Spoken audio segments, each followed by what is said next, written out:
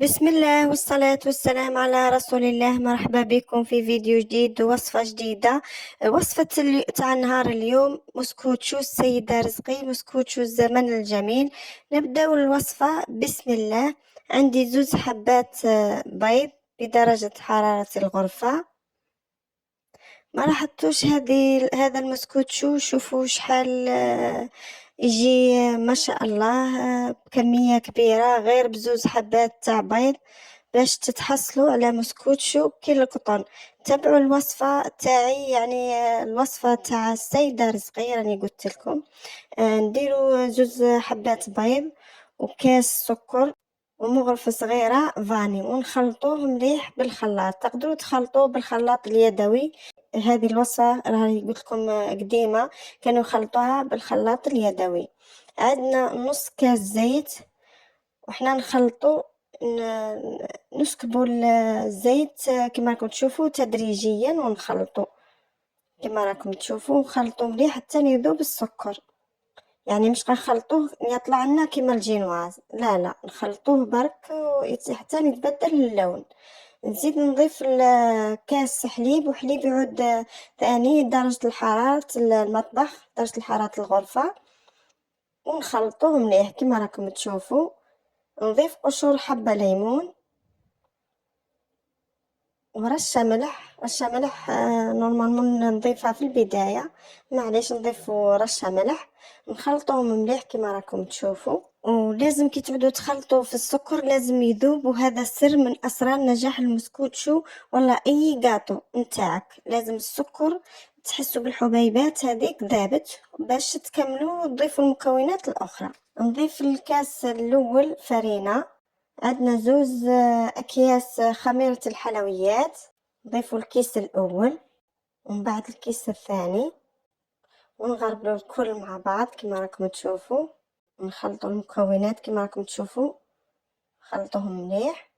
والسر باش تنجحي في المسكوتشو ما لازمش تخليها ناقصه فرينه، راح تعود لك خفيفه ومحتاجه فرينه وما تعرفي لهاش، وكي ديريها في الفرن راح تهبط لك. لهنا هو السر، انك كي ديري لها الفرينه ديري لها المقدار تاعها، يعني ما تكونش خفيفه. اني قلت لكم ما تكونش خفيفه وما تعودش ثقيله وتجيكم ثقيله وما تجيش اسفنجيه. تبعوا المراحل وراح تنجحوا في هذه الوصفه ان شاء الله. نزيد نضيف الكاس الثاني، كاس ثاني فرينه.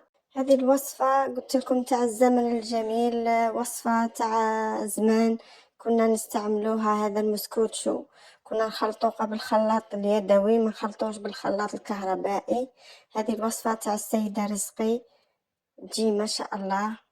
نضيف نصف الكأس. استعملت 2 كيسان ونص فرينة، 2 كيسان ونص فرينة، ونخلطوه مليح تنتحصلوا على الخليط يكون ثقيل، ما يكونش ثقيل ياسر وما يكونش خفيف، يعود في الوسط. راح نوري لكم القوام كيفاش يعود تاع الخليط. ما تنساوش حبيباتي ديروا لي جيم للفيديو وتبارطاجوه مع الاهل والاصدقاء هكا باش يستفادوا من الوصفه. شوفوا كيفاش يجي القوام اللي قلت لكم، ما يعودش خفيف وما يعودش ثقيل، يعود في الوسط. زمان كي جينا ضيف على غفلة تلقينا نجرو نديرو مسكوتشو، خاطرش المكونات موجودة في كل بيت. حتى كي يعود كاين سكر فرينة كاين زيت، كي يكون البيض ما كانش المكونات الكل كاينة، نديروه وجينا ساهل وخفيف كما راكم تشوفوا. عندي لهنا مول تاع المسكوتشو دهنته بالزيت ودرت له الفرينة. ومول هذا القطر تاعو 25. تقدروا ديروا في بلا عادي يعود قطره ثاني 25 20، يعود كاري او مستطيل، وما ديروش في المول تاع المسكوتشو هذه. تقدروا ما ديروهش بهذا الشكل. نحطوه في الفرن 180 درجة لهنا. بعد ما طاب وخليته برد وبنحيته من المول تاع المسكوتشو، بعد ندهنه من فوق بالمعجون.